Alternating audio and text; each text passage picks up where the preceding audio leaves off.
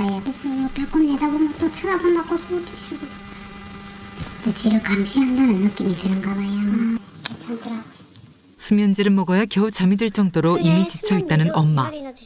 혹시 아이가 집에 들어오기 싫어하는 특별한 이유라도 있는 건 아닐까?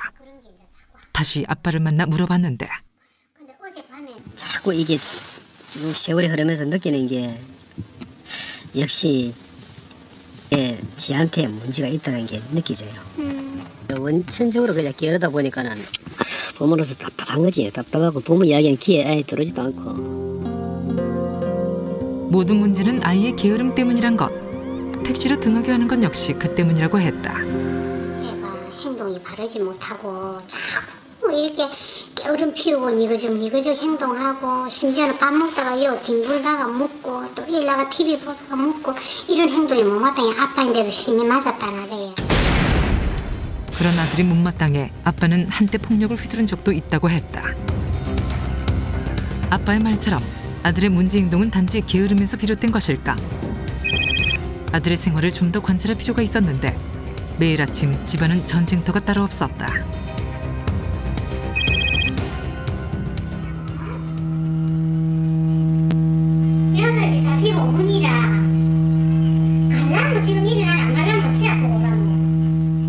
이미 등교 시간을 훌쩍 넘긴 시간.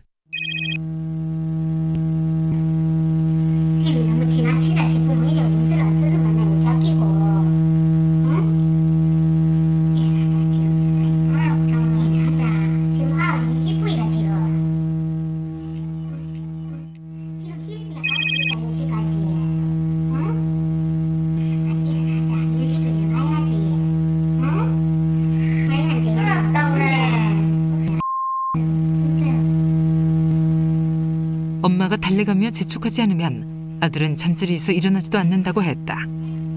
잠시 후 간신히 일어나는가 싶더니 이번엔 엄마가 다 큰 아들의 입에 밥까지 떠먹여주고 있었다.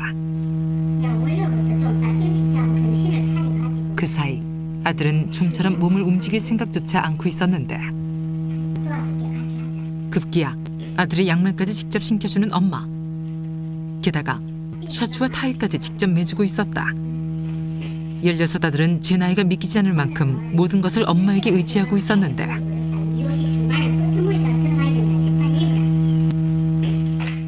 매일 아침 엄마가 해야 할 또 다른 일은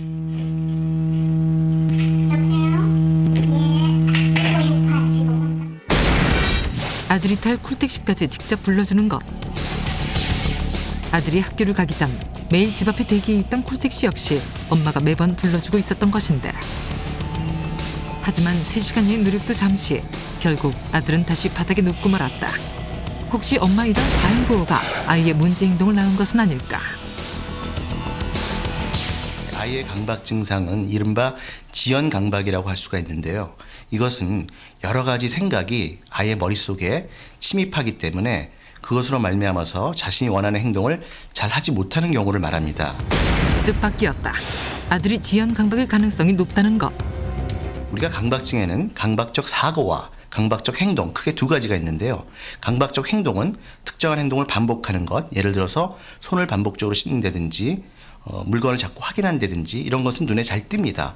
그러나 강박적 사고는 그 사람의 머릿속에서만 맴돌기 때문에 이것이 곁에 있는 사람들이 잘 감지하지 못하는 경우도 있거든요. 따라서 실제 증상이 있는데도 그것이 어떤 병으로 간주되지 않고 어떤 게으름이나 아이의 어떤 천성적 문제로 간주되는 경우가 종종 있습니다. 강박적 행동의 경우 반복적인 행동 자체가 눈에 잘 띄어 주위에서도 비교적 쉽게 그 증상을 알아차릴 수 있는 것과 달리 강박적 사고는 증상이 두드러지게 나타나지 않아 질병으로 알아차리기가 쉽지 않다는데 하지만 지나칠 만큼 행동이 굼뜬 것은 물론 늦은 밤까지 집에 가지 못하고 밤길을 배회하는 이유 역시 그 때문일 가능성이 높다고 했다. 실제로 아들의 느린 행동은 상식적으로 이해할 수 있는 정도를 넘어선 상태. 아들은 대소변까지도 오랫동안 참는 모습을 여러 번 보여왔다. 대변을 참는 거예요. 끝까지. 대변을 간다 하면은 엄마가 따라가는 거야. 엄마가 씻어줬어 밑에. 지금도 혹시 그러세요? 지금도 대변을 누고 나면은 그 비리가 설치하면 되는데 그게 마음에 안 들어가지고 씻어달라는 거라. 본인이 수술하는 건 아니고. 아니죠. 지금도 그래 지금도. 매사에 병적일 만큼 느린 아들의 행동에 아빠는 억장이 무너지는 것 같다는데 하지만 누구보다 괴로운 건 아들 자신인 듯했다.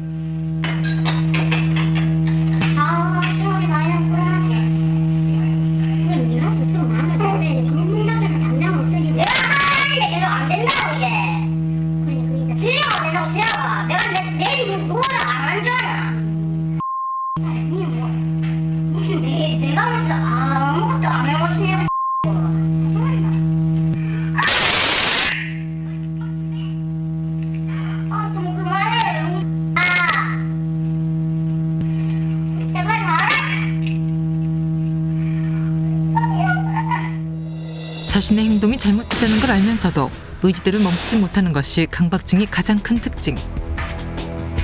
그런데 문제는 제대로 된 치료를 받지 못하는 사이 아이가 점점 외톨이가 되어가고 있다는 것이었다.